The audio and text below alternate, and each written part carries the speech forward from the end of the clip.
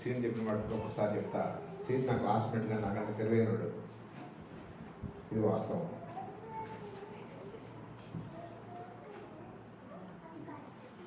వాక్యాన్ని చదువుకుందాం.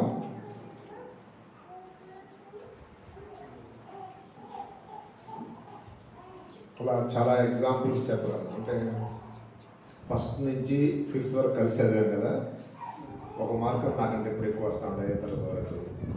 ఒకసారి నేను స్కూల్ చేరిన తర్వాత శ్రీను గేదెలు వేస్తా ఉన్నప్పుడు 6లోనే 7లోనే ఎప్పుడు ఒకసారి గుర్తొచ్చింది, గుర్తులేదు. శ్రీను స్కూల్కి రావచ్చు కదా నువ్వు కూడా అంటే, మా నాన్న చదివించలే అన్నాడు అని శ్రీను అక్కడ అయిపోయాడు. దేవుడు నా పట్ల చూపి స్కూల్కి వెళ్ళడానికి సహాయం చేశాడు. సరే, స్కూల్లో నేను టాపర్ని కాదు, నాకంటే అప్పుడు ఫస్ట్ క్లాస్ అంటే చాలా ఎక్కువ, అంటే 60% వస్తే చాలా ఎక్కువ, బాగా చదివినట్టు అనమాట. మా క్లాస్లో 10వ తరగతిలో 5 సంవత్సరాలు చదివిన తర్వాత 30 మందిలో 5 ఫస్ట్ క్లాస్ వస్తే ఆ ఫస్ట్ క్లాస్ 5లో నేను లాస్ట్ అండి. హనుమారెడ్డి, మా నంజిరెడ్డి వాళ్ళ అల్లుడు, తర్వాత ఇంకా 4 ఉన్నారు, వాళ్ళంతా టాపర్స్ అనమాట క్లాస్లో. నేను లాస్ట్ అండి వాళ్ళలో. అంటే 10th క్లాస్లో ఫస్ట్ క్లాస్ వచ్చిన 5లో లాస్ట్ అండి నేను. తర్వాత 25 మంది ఉన్నారు, అది వేరే. తర్వాత ఇంటర్మీడియట్లో కూడా అంతే, నాకంటే తెలియగలిగిన వాళ్ళు చాలా మంది ఉన్నారు. కానీ దేవుడు 10th క్లాస్లో మళ్ళీ నా క్లాస్మేట్స్ ఎవరు నాకంటే టాపర్స్ ఎవరు కూడా ఎవరు డాక్టర్లు అవ్వాలి, వాళ్ళందరికీ కూడా ఫోన్ చేసి వాట్సాప్ గ్రూపుల్లో మాట్లాడడానికి కొన్నిసార్లు చంపుతూ ఉంటారు. అంటే నాకంటే తెలియగలిగిన వాళ్ళు. ఎందుకు చెప్తానంటే దేవుడి కృపాన్ని మీకు తెలియజేయడం కోసం ఈ మాట చెప్తాను. ఇంటర్మీడియట్లో అంతే, నాకంటే తెలియగలిగిన వాళ్ళు నాకు, కానీ దేవుడు మెడికల్ సీట్ దయచేయటం. సో కాబట్టి ఇది ఎందుకు చెప్తా ఉన్నానంటే, ఇది దేవుని కృప, మన యొక్క శక్తి కాదు, మన తెలివి అందుకనే కాదు. సో శ్రీను జ్ఞాపకం ఇచ్చినట్వల్ల నేను ఇల్లు వస్తున్నప్పుడు శ్రీను జ్ఞాపకం వస్తాడు, దేవుని కృప జ్ఞాపకం వస్తుంది. అంటే శ్రీను కూడా వాళ్ళ నాన్నగారికి ఆ రోజు స్కూల్కి పంపించి ఇంటర్మీడియట్లో ఎంటర్ చదవడానికి ఛాన్స్ ఇచ్చినట్లయితే ఏ పెద్ద ఇంజనీరో లేదా పెద్ద సైంటిస్టో పెద్ద డాక్టర్ అయి ఉండేవాడు. అంటే నాకంటే తెలియలేడు కాబట్టి నేను అనుకుంటా ఉన్నాను. కానీ అన్నిటికంటే ముఖ్యంగా ఆయన నమ్ముకొని ఉండడం అనేది గొప్ప భాగ్యం. అందరి బట్టి సంతోషిస్తూ ఉన్నాం. వాక్యం చదువుకుందాం. లూకాసు వార్త 1వ అధ్యాయం 16వ వచనం చదువుకుందాం.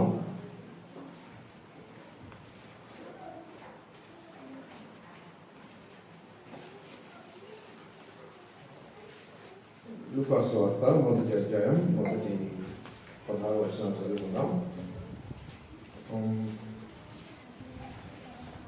నేను చదువుతాను.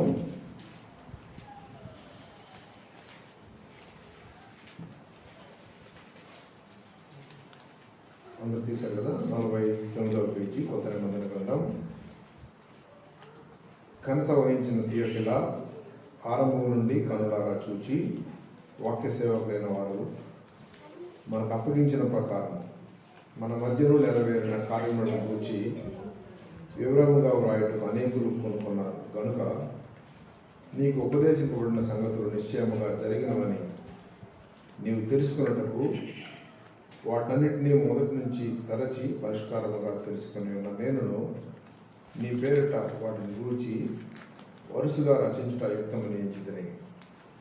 యూదా దేశపు రాజైన హేరోదు దినములలో అబియా తరగతిలో ఉన్న జకర్యా అనే ఒక యాజకుడుండెను. అతని భార్య అహరోను కుమార్తెలలో ఒకటి, ఆమె పేరు ఎలిజబెత్. వీరిద్దరూ ప్రభు యొక్క సకలమైన ఆజ్ఞల చొప్పునను న్యాయ విధుల చొప్పునను నిరపరాధులుగా నడుచుకొనుచు దేవుని దృష్టికి నీతిమంతులై ఉండిరి. ఎలిజబెత్ గొడ్డలైనందున వారికి పిల్లలు లేకపోయి, మరియు వారిద్దరూ బహుకాలం గడిచిన వృద్ధులయ్యారు. జకర్యా తన తరగతి క్రమము చొప్పున దేవుని ఎదురు యాజక ధర్మం జరిగిస్తుండగా యాజక మర్యాద చొప్పున ప్రభు ఆలయంలోనికి వెళ్ళి ధూపం వేయటకు అతనికి వంతు వచ్చింది. ధూప సమయమందు ప్రజల సమూహమందు వెలుపల ప్రార్థన చేయుచుండగా ప్రభు దూత ధూపవేదిక కుడివైపు నిలిచి అతనికి కనబడగా జకర్యా అతని చూచి తొందరపడి భయపడిన వాడు ఆయన. అప్పుడు ఆ దూత అతనితో, జకర్యా, భయపడకము, నీ ప్రార్థన వినబడినది. నీ భార్య అయిన ఎలిజబెత్ నీ కుమారుని కనును, అతనికి యోహాను అని పేరు పెట్టదు. అతను ప్రభు దృష్టికి గొప్పవాడై ద్రాక్షాసమైనను మద్యమైనను త్రాగక, తన తల్లి గర్భం పుట్టినది మొదలుకొని పరిశుద్ధాత్మతో నిండుకొనిన వాడై ఇశ్రాయేలులో అనేకులను ప్రభు అయిన వారి దేవుని వైపుకు తిప్పును. చిన్న ప్రార్థిస్తున్నాం. దయగలిగిన తండ్రి, యేసయ్యా మీ నామాన్ని స్తుతిస్తా ఉన్నాం, మీ సన్నిధిలో సాగిపడుతూ ఉన్నాం తండ్రి. మా దేవా, మా ప్రభువా, మీ యొక్క దయను బట్టి, మీ కృపను బట్టి, మీ వాత్సల్యాన్ని బట్టి, మీ మారిన ప్రేమను బట్టి మీ వందనాలు స్తోత్రం చెల్లించుకుంటా ఉన్నాం. యేసయ్యా మా ప్రభువా, ఎంతైనా నమ్మదగిన దేవుడు, కృప కలిగిన తండ్రి, విడువక మహిళల కృప చూపిస్తున్న దేవుడు, మీకు వందనాలు స్తోత్రం తండ్రి. మీ కనికరాన్ని బట్టి మీ సన్నిధిలో సాగిపడతా ఉన్నాం. ఇంతవరకు మీ నామాన్ని స్తుతించడానికి మా అందరి పట్ల కృప చూపారు. అందరి బట్టి మీకు వందనాలు స్తోత్రం. అయోగ్యమైన మాకు మీ సన్నిధి భాగ్యం. నిజమైన దేవుడు, దేవాతి దేవుడు, ప్రభువుల ప్రభు, రాజుల రాజు అయినటువంటి ఆ ప్రభువుని ఆరాధించే భాగ్యం ఇచ్చారు. మీకు వందనాలు స్తోత్రం. అంతకు మించిన భాగ్యం ఈ లోకంలో మాకేది లేదు ప్రభు. అని బట్టి మీ సన్నిధిలో సాగిలు పడతా ఉన్నాం. అంత మాత్రమే మీ గడుపు విడువక మా తండ్రి మీ వాక్యం కోసం ఎదురు చూస్తూ ఉన్నాం. చదవబడిన వాక్యం మీది, ప్రజలు మీ ప్రజలు. నేను అయోగ్యుడని మీ వాక్యాన్ని వివరించడానికి ఏమాత్రం జ్ఞానం లేనివాడినని మీరు ఎదుగుదరు. వాక్యం మీది, ప్రజలు మీ ప్రజలు. మా తండ్రి మీ ప్రజలతో మీరు సూటిగా మాట్లాడాలని మీ సన్నిధిలో వేడుకుంటా ఉన్నాం తండ్రి. దేవా మా ప్రభు, ఈ కార్యక్రమం మొదటి నుంచి చివరి వరకు మీ అధ్యక్షతన మీ నామ ఘనత కోసం, సిలువ వేయబడిన క్రీస్తు నామ మహిమ కోసం జరిగించమని మా అందరి ఆత్మీయ క్షేమాత్మగా జరిగించు. వేసే శ్రేష్టమైన నామం స్తుతించి వేడుకుంటున్నాం తండ్రి. పిల్లరా, సమయం 1 గంట అయింది. ఎప్పుడు దాకా ఉంటారు మీరు? ఆకలి ఎప్పుడు వేస్తుంది మీకు? మాకైతే ఇప్పుడే ఆకలి వేస్తుంది. ఎంతవరకు ఉంటారు? అంటే నేను ఖచ్చితంగా ఆ టైంలో ఆపేస్తా. సరే, 2 గంటలు అన్నాడు. 1:45 2 మధ్యలో ఎక్కడి వరకు అయితే అక్కడ ఒకసారి ధ్యానించుకొని ఆపేద్దాం. చాలాసార్లు మీ మధ్య వచ్చి వాకింగ్ చెప్పాలంటే నాకు ఒక రకమైన జంకు. అంటే నా మాటలు మా పిల్లలకే అర్థం కావాలి. ఏం మాట్లాడుతున్నాను అంటారు. ఇప్పుడు ఏదో చెప్తే ఏం మాట్లాడుతున్నాను అంటే నా మాట అర్థం కాకపోవడంతో చిన్నప్పుడు చాలా పాజిటివ్ మాట్లాడాడంట. అందుకని అన్నవాళ్ళని పిలిచేవాడు. కానీ ఇప్పుడు కొంచెం స్లోగా మాట్లాడుతున్నాను, కానీ మాట్లాడేదాంట్లో మీనింగ్ వాళ్ళకి అర్థం కావట్లేదు. అందుకనే కాబట్టి చూద్దాం. దేవుడు కొద్దిగా గొప్ప ఇంగ్లీష్లో మాట్లాడడం కొంచెం ఈజీ. ఎందుకంటే అంత ఎక్కువ మాట్లాడడం, తక్కువ మాట్లాడాల్సిందే మాట్లాడదాం కాబట్టి ఈజీ అనమాట. మెడికల్ స్టూడెంట్స్తో మాట్లాడడం ఇంకా ఈజీ, ఎందుకంటే వాళ్ళ దారిలో ముందుగానే వెళ్ళాను కాబట్టి కష్టాలు నష్టాలు తెలుసు కాబట్టి. ఎంబీబీఎస్ స్టూడెంట్స్ తోటి, డాక్టర్లతో మాట్లాడడం ఈజీ. కానీ నేను మీతో మాట్లాడేటప్పుడు నేను ఆలోచించేది ఒకటైతే మీరు ఆలోచించేది వేరే అయితే మీకు అర్థం కాదు. ఏం చెప్పాడు మీరు అడుగుతారు మా పిల్లలకి. సో చూద్దాం. లూకా సువార్త రాసినటువంటి వ్యక్తి లూకా భక్తుడు. లూకా మనందరూ తెలుసు. లూకా వృత్తి ఏంటి, ఏం వృత్తి చేసేవాళ్ళు ఎంతమంది తెలుసు? లూకా డాక్టర్, మంచి ప్రాక్టీస్ ఉన్న డాక్టర్ అనమాట. కానీ మార్కు సువార్త, మత్తయి సువార్త, యోహాను సువార్త ముగ్గురు యేసుప్రభు వారి శిష్యులు. యేసుప్రభు వారితో కలిసి 3 సంవత్సరం ఆయన సేవలో ఉండగా ఆయన యొక్క జీవితాన్ని దగ్గర నుంచి చూచి జరిగిన సంఘటనలన్నీ వాళ్ళు గుర్తు తెచ్చుకొని రాశారు. యేసుప్రభు వారు శిలువ మీద మరణించి తిరిగి లేచిన తరువాత, ఆయన పరలోకానికి ఆరోహణమై వెళ్ళిపోయిన తరువాత సంవత్సరాలలో మత్తయి, మార్కు, యోహాను భక్తులు వాటిని జ్ఞాపకం చేసుకొని, అంటే పరిశుద్ధాత్మ దేవుడు వారికి జ్ఞాపకానికి తెచ్చిన విషయాలని, ఏ విషయమైతే రాయమని చెప్పాడో ఆ విషయాలు మన పుస్తకాల్లాగా రాశారు. ఈ ముగ్గురే కాకుండా ఇంకా చాలామంది కూడా యేసుప్రభు వారి గురించి పుస్తకాలు రాశారు. అవన్నీ మనకు దొరకలేదు. అంటే కాలగర్భంలో భూమిలో కలిసిపోయాయి. చాలా కొన్ని ఉన్నాయి, కానీ ఎక్కువ శాతం దొరకలేదు. ఈ బైబిల్ మనకు ముద్రించబడి 400 సంవత్సరాలే 1500 సంవత్సరాలకు ముందు, అంటే 400 సంవత్సరాల క్రితం వరకు, ఇప్పుడు యేసు ప్రభువు చనిపోయి తిరిగి లేచింది 2000 సంవత్సరాలు అయితే 400 సంవత్సరాల క్రితం వరకు ఈ బైబుల్ చేతుల్లో అందరి చేతుల్లో లేదు. అంటే 1600 సంవత్సరాలు ప్రజలు బైబుల్ లేకుండానే ఈ లోకంలో ప్రజలు కాలం గడిచిపోయింది. కానీ దేవుని మహాకృప ఏంటంటే అంత్యకాలంలో అనేక మంది రక్షణ పొందాలి కాబట్టి ఆయన బిడ్డలను లేపుకొని కొంతమందిని బైబిల్ని ముద్రించడానికే ముద్రణా యంత్రం కనుక్కున్నారు. ఇప్పుడు మనం ఈ ప్రింటింగ్ పుస్తకాలు ప్రింట్ చేస్తూ ఉన్నారు, మన డబ్బులు ప్రింట్ చేస్తూ ఉన్నారు. ఈ ప్రింటింగ్ మిషన్ కనుక్కుంది ఎందుకంటే అసలు ఈ బైబిల్ని ప్రింట్ చేయడం కోసం కనుక్కున్నారు. తర్వాత ఆ మిషన్ మిగతా వాటికి కూడా డబ్బులు ప్రింట్ చేయడానికి కూడా ఉపయోగపడింది. సరే, ఈ విషయాలు మనకి తెలుసు. లూకా భక్తుడు ఆయన శిష్యుల్లో ఒకడు కాదు. జరిగిన సంఘటనలన్నీ విన్నవాడు, ఈ పుస్తకాలు చదివినవాడు, మత్తయి, మార్కు, తర్వాత యోహాను సువార్త చదివాడు, ఇంకా అనేక మంది రాసిన పుస్తకాలు చదివాడు. చదివిన తర్వాత ఆయనకు అర్థమైంది ఏంటంటే అసలు ఈ విషయం ఏంటో కనుక్కోవాలి. నిజమేనంటావా? డాక్టర్ కదా, ఈజీగా నమ్మను, అసలు నమ్మం. మనంతా కళ్ళతో కళ్ళు చూసేది వరకు నమ్మనమాట. అందుకని దీని ఏం చేశాడంటే పుస్తకాలు చదివి ఇది నిజమా కాదని కనుక్కోవడానికి ఆయన ఒక ప్రయత్నం చేశాడు. ఆ మాట మనకి అక్కడ ఉంది, చూద్దాం. 4వ వచనంలో చివరి వచనంలో, లేదా 4వ వచనం చదువుతాను. మన మధ్యన నెరవేరిన కార్యములను గురించి వివరముగా వ్రాయటం అనేకులు కూరుకొని, చాలా మంది రాశారు కనుక నీకు ఉపదేశింపబడిన సంగతులు, అంటే థియోఫిలా గారు మీకు చెప్పబడిన సంగతులు నిశ్చయముగా జరిగినవని, అంటే ఖచ్చితంగా జరిగినాయని నీవు తెలుసుకోవడానికి వాటన్నిటినీ ఫస్ట్ నుంచి తరచి పరిష్కారముగా తెలుసుకొని ఉన్నా నేను. అంటే తరచి పరిష్కారంగా తెలుసుకొని ఉన్నా నేను అంటే తరచి చూశాడు, పరిష్కారంగా చూశాడు, తెలుసుకున్నాడు. తరచి చూడడం అంటే సపోజ్ ఒక ఎక్స్పెరిమెంట్ అయితే ల్యాబ్లో కూర్చొని ఇది ఇలాగా కాదని చేస్తాం, ఒక ప్రయోగం అయితే. కానీ ఇక్కడ జరిగింది ఏంటంటే యేసుప్రభు వారి యొక్క జీవిత చరిత్ర, యేసుప్రభు వారు చేసిన కార్యాలు తరచి చూడాలంటే ఏం చేయాలి? ఆయన ఏ ఊరిలో ఏ అద్భుతం చేశాడో ఆ ఊరికి వెళ్ళి ఆ అద్భుతం గురించి కనుక్కొని వాళ్ళందరూ నిజంగా ప్రశ్నలు అడిగి ఇది నిజమే అని నిర్ధారించుకోవాలి. మీకు అర్థం అవడానికి చెప్తా ఉన్నా. లూకా కానా అనే ఊరికి వెళ్ళి, అమ్మా నిజంగా మీ ఊర్లో పెళ్లి జరిగిందా? ఆ పెళ్లి జరిగిన రోజు ఎవరి పెళ్లి జరిగింది?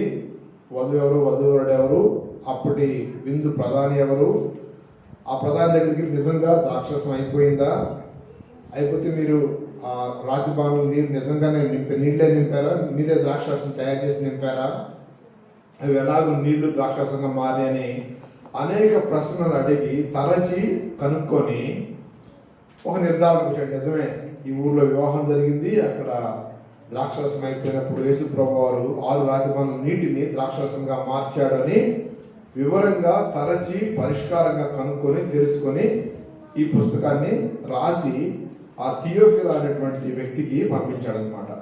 ఇంకొక ఉదాహరణ, బేతనీ గ్రామానికి వెళ్ళి, అమ్మ మీ ఊర్లో మరియమ్మ మార్తమ్మ అనేవాడు ఉన్నారా? వాళ్ళకి నిజంగా ఒక తమ్ముడు లాజరు అనే తమ్ముడు ఉన్నాడా? వాళ్ళ ఇల్లు ఎక్కడ? ఆ ఊరికి అక్కడ దూరంగా ఉంటుందండి, వెళ్ళండి, మరియమ్మ మార్త లాజరు ఉంటారు. ఓకే, వాళ్ళ ఇంటికి వెళ్ళి లాజరు అంటే నువ్వేనా బాబు, నిజంగా నీకు రోగం వచ్చిందా? చచ్చిపోయిన తర్వాత నీకేమైందో తెలియదు, మళ్ళీ తిరిగి లేచిన తర్వాత లేచే ఉదయపడే వరకు నీకు సంగతులు తెలియదు, కానీ చనిపోవడానికి ముందు నీకు ఎన్ని రోజులు రోగం ఉంది, నీ బాధ ఏంటి, చనిపోయిన తర్వాత నీకు ఏమనిపించింది, చనిపోయేదాకా ఎలా ఉన్నావు అని అడిగి రాదని. ఆ తర్వాత 4 రోజులు మీరు ఎలాగ బాధ, నిజంగానే చనిపోయాడా, నిజంగానే పెట్టారా, నిజంగానే యేసుప్రభు లేటుగా వచ్చాడా, 4వ రోజు వచ్చాడా, వచ్చి తిరిగి లేపాడా, ఎలా లేపాడు, దగ్గరికి వెళ్ళి పట్టుకున్నాడా, ద్వారాన్ని పిలిచాడా, ఇవన్నీ ఎందుకు మీకు చెప్తానంటే తరచి పరిష్కారంగా తెలుసుకొని రాశాడు లూకా. ప్రియులారా, ఎందుకు ఈ మాట చెప్తానంటే లూకా వైద్యుడు, కానీ ఆయన వృత్తిని అక్కడ వదిలిపెట్టేసి ఏం చేశాడు? యేసుప్రభు వారి గురించి వ్రాయబడిన సంగతులను తరచి పరిష్కారంగా తెలుసుకోవడానికి తన జీవితాన్నే అర్పించాడు. పౌలు గారితో సేవలో కొనసాగాడు, వృత్తిని విడిచాడు, సేవలో కొనసాగాడు. జరిగిన సంగతులు నిజమే ఇవన్నీ ఖచ్చితంగా రాసించాడు. బైబిల్లో వ్రాయబడిన సంగతులు కల్పనా కథలు కాదు, కట్టు కథలు కాదు అని లూకా సువార్త ఒక ముద్ర లాంటిది. మత్తయి, మార్కు, యోహాను సువార్తలకు లూకా సువార్త ఒక సీల్ లాంటిది. అవును, ఇవి నిజమే, ఇవి నిజంగా జరిగినాయే అని ఒక ఆయన, ఒక బాగా చదువుకున్నటువంటి డాక్టర్ వెళ్ళి పరిష్కారంగా తెలుసుకొని నిజమే అని నిర్ధారించుకొని రాసిన పుస్తకం లూకా సువార్త. కాబట్టి ఇది మీకు ఉపోద్ఘాతం కింద ఉంటే మొదట వచనం నుంచి మనం ధ్యానించుకుందాం. ఘనత వహించిన థియోఫిలా అని, థియోఫిలా అనేటువంటి ఒక వ్యక్తికి ఈయన ఈ ఉత్తరాన్ని రాస్తా ఉన్నాడు. యేసుప్రభువు వారి యొక్క జీవిత చరిత్రను రాసి థియోఫిలాకి ఫస్ట్ లైన్లో ఏం చెప్తానా అంటే, నేను వెళ్ళి ఇవన్నీ చూసి పరిష్కారంగా తెలుసుకొని నేను రీసెర్చ్ చేసి ఎంతో కష్టపడి నిజం కనుక్కొని రాసిన పుస్తకం ఇదని చెప్పేసి ఘనత వహించిన థియోఫిలా అంటా ఉన్నాడు. ప్రియులారా, ఘనత వహించిన అనే మాట థియోఫిలాకి ముందు వాడాడు అంటే థియోఫిలా గొప్పవాడై ఉండాలి. మనకి అర్థం కోసం చదువుకున్నాడు చదువుతున్నారు. హిజ్ ఎక్సలెన్సీ అనే మాట ఉంటుంది. హిజ్ ఎక్సలెన్సీ ఇంగ్లీష్లో అంటే అర్థం అంటే అది ఎవరికి వాడతామంటే కేవలం మన రాష్ట్ర గవర్నర్కి, దేశ ప్రెసిడెంట్కి, దేశ రాష్ట్రపతికి మన రాష్ట్ర గవర్నర్కి, దేశ రాష్ట్రపతికి మాత్రమే, ప్రెసిడెంట్కి మాత్రమే ఆ మాట వాడతాం. ఘనత వహించిన హిజ్ ఎక్సలెన్సీ అని అంటాం. గవర్నర్ పేరు ముందు చెప్పడానికి ముందు, మన దేశ రాష్ట్రపతి పేరు ముందు కూడా హిజ్ ఎక్సలెన్సీ అనే మాట వాడతాం. హిజ్ ఎక్సలెన్సీ అనే మాట వాడారు అని అంటే వాళ్ళు ఆ దేశానికి లేదా ప్రాంతానికి గవర్నర్ లేదా రాష్ట్రపతి అంత అధికమైన హోదాలో ఉన్న వ్యక్తి అని మనం తెలుసుకోవాలి. కూడా మనం చూస్తే బైబిల్లో కూడా దానికి ఉదాహరణలు ఉన్నాయంటే అక్కడి నుంచి మనం తీసుకుని మనం వాడుతూ ఉన్నాం. చూద్దాం. అపోస్తలుల కార్యముల గ్రంథం 23వ అధ్యాయం 27వ వచనంలో, తీగిపోయిన పర్లేదు, జస్ట్ వినండి. అపోస్తలుల కార్యముల గ్రంథం 23వ అధ్యాయం 27వ వచనంలో ఇక్కడ వాళ్ళు రాస్తూ ఒక ఉత్తరం రాస్తూ వాళ్ళు అన్న మాట నుంచి నేను చదువుతాను. అపోస్తలుల కార్యముల గ్రంథం 23వ అధ్యాయం 27వ వచనం. అక్కడ ఒక అధికారి వాళ్ళ పై అధికారికి రాస్తూ ఉత్తరం రాస్తూ 25వ వచనం చదువుతాను. మరియు ఈ ప్రకారం ఒక పత్రిక రాసెను. మహాఘనత వహించిన అధిపతి అయిన ఫేలిక్స్కు క్లౌదియా లూసియా వందనం. ఈ క్లౌదియా లూసియా అని ఆయన వందనాలు చెప్పి ఘనత వహించిన ఫేలిక్స్కు అని రాస్తాం. అంటే ఫేలిక్స్ ఆ దేశానికి గవర్నర్ కాబట్టి అత్యధికమైన ఉన్నతమైన స్థితిలో ఉన్న వ్యక్తి కాబట్టి ఘనత వహించిన ఫేలిక్స్ అని. తర్వాత వచనాల్లో కూడా చాలాసార్లు ఘనత వహించిన ఫేలిక్స్ అంటే అర్థం ఏంటంటే, ఘనత వహించిన మాట ఎవరి పేరుకైనా ముందు ఉంది అంటే వాళ్ళు ఉన్నత హోదాలో, ఉన్నత స్థితిలో ఉన్నవారు అని అర్థం. పిల్లరా, ఈ లోకంలో ఘనత వహించిన వాళ్ళు అనేక మంది ఉన్నారు. గవర్నర్స్ ఉన్నారు, రాష్ట్రపతులు ఉన్నారు. కానీ సత్యం ఏంటంటే, చూద్దామా, నిజం ఏంటంటే కీర్తన గ్రంథం 49వ కీర్తన 12వ వచనం. కీర్తన గ్రంథం 49వ కీర్తన 12వ వచనం.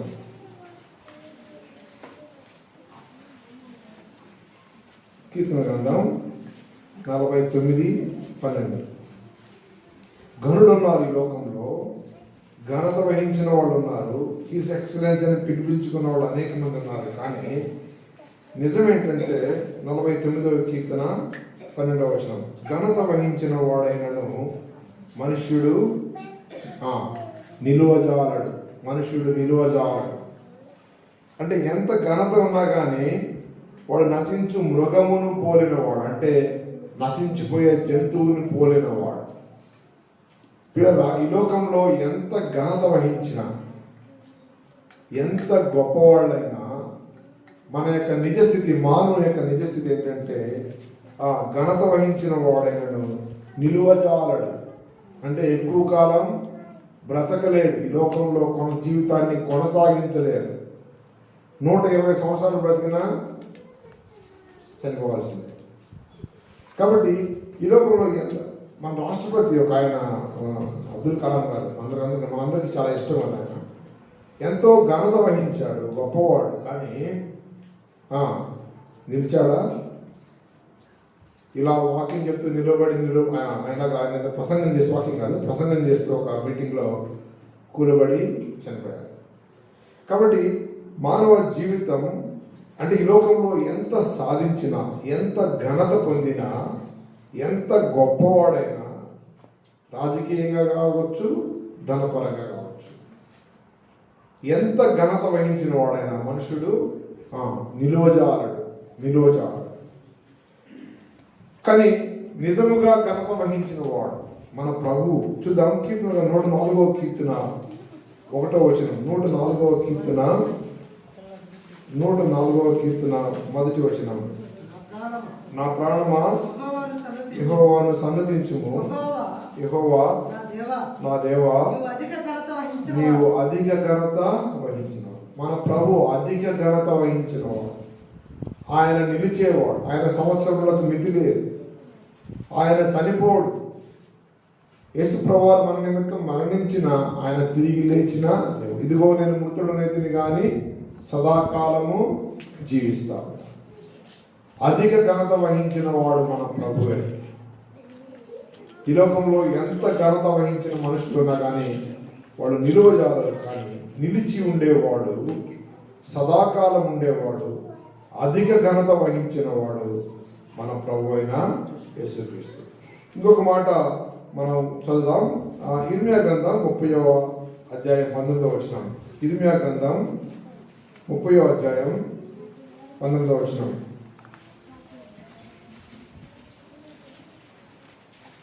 మన ప్రభువు ఘనత వహించిన వాడు. ఆయన ఏం చేస్తాడో చూద్దాం. ఇర్మియా గ్రంథం 30వ అధ్యాయం 19వ వచనం. 30వ అధ్యాయం 19వ వచనం నేను చదువుతాను. 654వ పేజీలో 30వ అధ్యాయం 19వ వచనం. వాటిలో కృతజ్ఞతా స్తోత్రములను సంబరపడు వారి స్వరం వినపడును. జనులు తక్కువ మంది కాకుండా నేను వారిని విస్తరింపజేసేదను, అల్పులు కాకుండా నేను వారిని ఘనులుగా చేశాను. ఈ మాట గమనించారా? మనుషులను అల్పులు కాకుండా ఘనులుగా చేసేది ఎవరు? చెప్పాలి మీరు. మన ప్రభు. ఘనత వహించిన ప్రభువు మాత్రమే మనుషులను ఘనులుగా చేయగలరు. మనం పాట పాడుతున్నాం, వేలాది దూతలతో ఆయన రాబోతా ఉన్నప్పుడు ఆయన గనులను తీసుకొని రాబోతారు. గనులు అంటే ఎవరు? యేసు ప్రభు వారిని నమ్మిన వారే గనులు. అల్పులు కాకుండా వారిని గనులుగా చేసేదాన్ని. ఇంకొక వచనం మీరు చదవదు, నేను చెప్తాను. కీర్తన 16:3 వచనంలో భూమి మీద నీ భక్తులే శ్రేష్ఠులు అని తెలుగులో ఉంది, కానీ ఇంగ్లీష్లో అయితే నీ భక్తులే ఎక్సలెంట్. అంటే ఇక్కడ ఘనులు అనే మాటకి ఏ మాట అయితే ఉపయోగించాడో, భూమి మీద నీ భక్తులే ఘనులు అనే అర్థం వస్తుంది అన్నమాట. ప్రియులారా, మనుషులను తక్కువ వారిగా కాకుండా ఘనులుగా చేసేది ఎవరు? మన ప్రభు.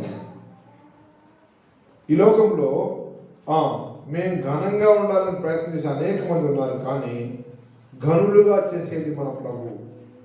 నేను మళ్ళీ చెప్తా ఉన్నా, ఇందాక శ్రీను ఉదాహరణ కూడా, యేసు ప్రభు వారిని నమ్ముకొని ఉండడమే ఘనత.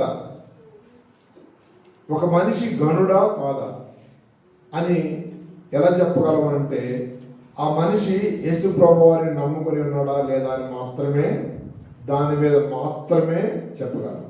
ఎందుకంటే ఈ లోకంలో ఘనత వహించిన వాడైన మనుషులు నిలోజాలు వారు నశించి మృగమును పోలి ఉన్నారు. అంటే కొంతకాలం నుండి అంతలో మాయమైపోయే మనుషులు. కాబట్టి ఎంత ఘనత ఉన్నా అది కొంతకాలమే. కానీ దేవుడు గనుడులుగా చేస్తే, అంటే యేసు ప్రభు వారిని నమ్ముకుంటే, ఆయన మనలను గనుడుగా చేస్తే, గనుడుగా అంటే అర్థం ఆయన ఎందుకు విశ్వాసం ఉంచిన వారిగా చేస్తే, మన మీద పెద్ద మినిస్టర్ లేకపోతే ఇంకేదో అవసరం లేదు, ఆయన ఎందుకు విశ్వాసము కలిగిన వారుగా మనం ఉంటే అదే ఘనత. మనలను గనులుగా చేసేది ఆ ప్రభువు. భూమి మీద యెహోవా భక్తులు, యేసు ప్రభు వారి యొక్క విశ్వాసులే గనులు అని కీర్తన గ్రంథం 16వ అధ్యాయం 3వ వచనంలో రాయబడింది. ముందుకు వెళ్తా, ఘనత వహించిన థియోఫిలా అనేటువంటి వ్యక్తి ఘనత వహించిన వాడు మంచిదే, కానీ అదే ఘనతకు సమధీటిగా ఉండే ఘనతను దేవుడు మనకు ఇచ్చాడు. ఆయన రక్తాన్ని చిందించి ఆయన విశ్వాసము కలిగించడం ద్వారా. మీరు అనుకుంటారు మేము నమ్ముకున్నాం కదా అనుకుంటారు, కానీ నమ్మకం పుట్టించేవాడు దేవుడు. విశ్వాసమునకు కర్త, దానిని కొనసాగించేవాడు. దేవుడు ఇస్తేనే ఆ నమ్మకమైన మన హృదయాల్లో కలిగింది. దేవుడు ఇవ్వకపోతే ఆ విశ్వాసం, ఆ నమ్మకం మన హృదయాల్లో కలుగదు ప్రియుల. కాబట్టి మనల్ని గనుడుగా చేశాడు ఆ ప్రభువు. ఈ లోకంలో యేసు ప్రభు వారు నమ్ముకుని ఉండటమే పెద్ద ఘనత, పెద్ద గొప్ప కార్యం.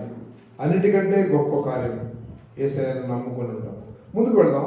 ఘనత వహించిన థియోఫిలా అనే మాటకు అర్థం థియోస్ అంటే ఇంగ్లీష్లో దేవుడు అని, ఫిలియోస్ అంటే ప్రేమ అని, దేవుని ప్రేమించేవాడు. థియోఫిలా ఘనత వహించిన వాడే, కానీ దేవుణ్ణి ప్రేమిస్తూ ఉన్నాడు. ఈ లోకంలో నేను ఉదాహరణ మీకు నేను చెప్పాల్సిందండి, నేను ఉదాహరణ చెప్పుకోవచ్చు. బ్యాడ్ ఎగ్జాంపుల్, ఒక్కసారి మెడికల్ సీట్ వస్తే, లేకపోతే కొంచెం ఎంబీబీఎస్ సీట్ లాగానే నా అందులో లేడు అనుకుంటాం కదా, మానవ స్వభావం. పిల్లరా, థియోఫిలా గవర్నర్ అయి ఉండి దేవుణ్ణి ప్రేమించినవాడు. థియోస్ దేవుణ్ణి ప్రేమించాడు. దేవుని ప్రేమించడం అంటే అర్థం ఏంటి మనకు తెలుసు. యోహాను సువార్త 14వ అధ్యాయం 21వ వచనం. యోహాను సువార్త, మనందరూ అడిగితే మీరు యేసయ్యను ప్రేమిస్తున్నారని మేము ప్రేమిస్తున్నాం. యేసయ్యను ప్రేమిస్తున్నామంటే అర్థం యోహాను సువార్త 14వ అధ్యాయం 21వ వచనం. నా ఆజ్ఞలను అంగీకరించి వాటిని గైకొనువాడే నన్ను ప్రేమించువాడు. చాలా యేసు ప్రభు వారిని ప్రేమిస్తున్నాము అంటే అర్థం ఆయన ఆజ్ఞలను గైకొని జీవించాలి. నేను ప్రేమిస్తున్నానని చెప్పి ఆయన ఆజ్ఞలను గైకొనకుండా జీవించడానికి ఆస్కారం ఉంది, ఛాన్స్ ఉంది. అది మనం ఒక్కడికే తెలిసి ఇంకెవ్వరికి తెలియదు. యేసయ్యను నేను ప్రేమిస్తా ఉన్నాను అని చెప్తాం, ఆయన ఆజ్ఞానుసారంగా జీవించకుండా ఉంటే దాంట్లో ప్రేమిస్తున్నానని చెబుతున్నాం కానీ నిజంగా ప్రేమించుతుందా. కాబట్టి ప్రియులారా, థియోఫిలా లాగా మనం కూడా దేవుణ్ణి ప్రేమించేవారంగా, అంటే ఆయన ఆజ్ఞలను అనుసరించి జీవించేవారంగా ఉండాలని నేర్చుకుంటాం. థియోఫిలా దేవుణ్ణి ప్రేమిస్తున్నాడనే పేరుంది, మరి నిజంగా ఆయన దేవుణ్ణి ప్రేమించాడా మనకి ఎవిడెన్స్, మనకేమన్నా ఆధారం ఉందా అంటే ఉంది.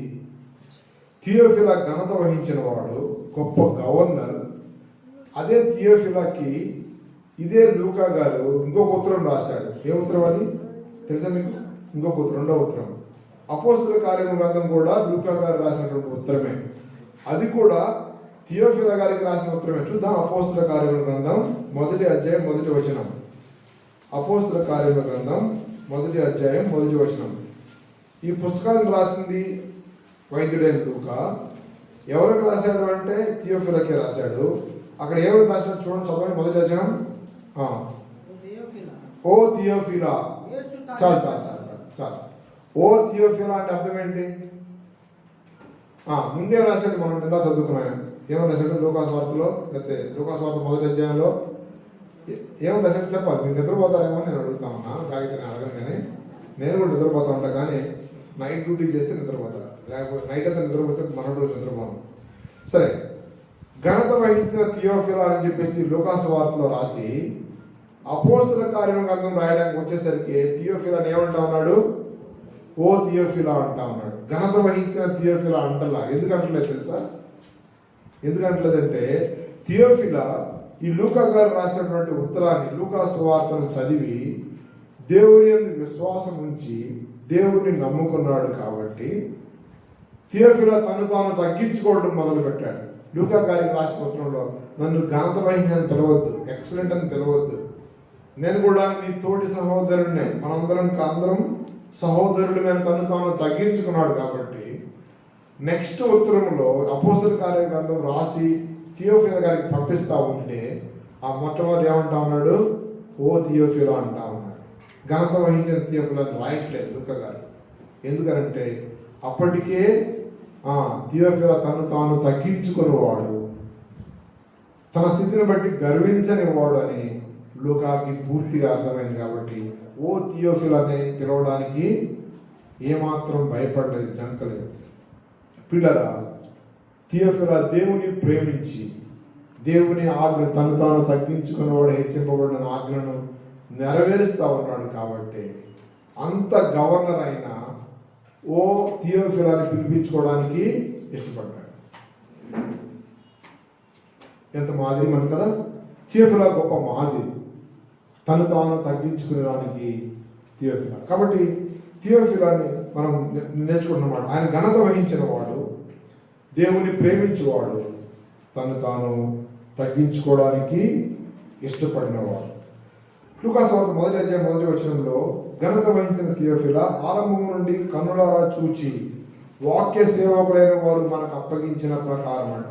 ఆరంభం నుంచి అంటే ఫస్ట్ నుంచి, యేసు ప్రభువు వారు పుట్టిన దగ్గర నుంచి కన్నులారా చూచి వాక్య సేవకులైన వారు మనకు అప్పగించిన మాటలు. పిల్లరా, చూసి వ్రాసినవి మనందరూ ఎరుగుతాం. కల్పనా కథలు కాదు, కాకమ్మ కథలు కాదు, కళ్ళబోలు కథ అసలే కాదు. బైబిల్ గ్రంథం ఆరంభం నుంచి కన్నులారా చూసి వాక్య సేవకులైన వారు అంటే అపోస్తలులు. వాళ్ళు మొదటి నుంచి చూశారు. ఆ వాక్య సేవకులైన కన్నులారా చూచి మనకు అప్పగించారు అని చెప్పేసి లూకా గారు థియోఫిలాతో అంటా ఉన్నాడు. మనం ఈ పేతురు రాసిన 2వ పత్రిక మనకందరూ తెలిసిన మాటలే, జస్ట్ చదివేసి ముందు పెడదాం. పేతురు రాసిన 2వ పత్రిక 1వ అధ్యాయం 16-17 వచనాలు. పేతురు రాసిన, ఒకళ్ళు తీయలేకపోయినా పర్వాలేదు, వింటే సరిపోతుంది, నేను చదువుతాను. పేతురు రాసిన 2వ పత్రిక 1వ అధ్యాయం 16-17. ఏలయనగా చమత్కారంగా కల్పించిన కథలను అనుసరించి మన ప్రభు అయిన యేసుక్రీస్తు యొక్క శక్తిని, ఆయన రాకడను మేము మీకు తెలుపలేదు, కానీ ఆయన మహాత్మ్యమును మేము కన్నులారా చూచిన వారమై తెలిపింది. బైబిల్లో వ్రాయబడిన సంగతులన్నీ వాక్య సేవకులైన వారు అంటే ఆనాటి ఆది అపోస్తలులు వాళ్ళు కన్నులారా చూచి రాశారు, ఊహించి రాసినే కాదు. భారతదేశంలో అంటే స్థితి ఇప్పుడున్న పరిస్థితి ఏంటంటే పిల్లలకి రామాయణం బోధిస్తూ ఉన్నారు. పుస్తకాల్లో పదతరగతి పుస్తకంలో రామాయణం గురించి పెద్ద పెద్ద లెసన్, పెద్ద పాఠం అది. వాళ్ళు చెప్తారంటే మా పిల్లలు నవ్వుతా ఉన్నారు, కానీ దీన్ని ఏం నేర్చుకుంటాం అంటే పిల్లల అవి కల్పనా కథలు. కానీ బైబిల్ గ్రంథం భక్తులైన వారు వాళ్ళు కనులారా చూచిన వారై తెలిపారు, వాళ్ళు విన్నవారై తెలిపారు. అలాగే యోహాను రాసిన మొదటి పత్రిక పక్కన ఒక పేజ్ తిప్పితే యోహాను రాసిన మొదటి పత్రిక 1వ అధ్యాయం 1వ వచనం, జీవవాక్యమును గూర్చినది ఆది నుండి ఏది ఉండెనో మేమేది వింటిమో, కన్నులారా ఏది చూచితిమో, ఏది నిదానించి కనుగొంటిమో, మా చేతులు దేనిని తాకి చూచినో అది మీకు తెలియజేస్తాం. ఏదైతే వాళ్ళు విన్నారో, ఏదైతే చూశారో, ఏదైతే వాళ్ళు తాకి చూశారో ఆ ప్రభువు గురించి రాస్తా ఉన్నారు. బైబిల్ గ్రంథం నేను చాలాసార్లు చెప్తుంటాను మీకు, అది చందమామ పుస్తకం కాదు, కల్పనా కథలు అంతకన్నా కాదు. అది భక్తులు, వాక్య సేవకులైన వారు వాళ్ళు చూసి, వాళ్ళు విని, వాళ్ళు తాగి చూసి, వాళ్ళు పరిష్కారంగా తెలుసుకొని రాసి ఉంచిన పుస్తకం. ముందుకు వెళ్దాం. వాళ్ళు మనకు అప్పగించిన ప్రకారం, అప్పగించడం అంటే మీకు ఈజీగా అర్థం అవడం కోసం చెప్తాను. అప్పగించడం అంటే మన ఇంట్లో ఎవరన్నా పెద్దోళ్ళు ఉన్నారనుకోండి, వయసులో ఒక 90 సంవత్సరాలు 100 సంవత్సరాలు చనిపోవడానికి సిద్ధంగా ఉన్నారు.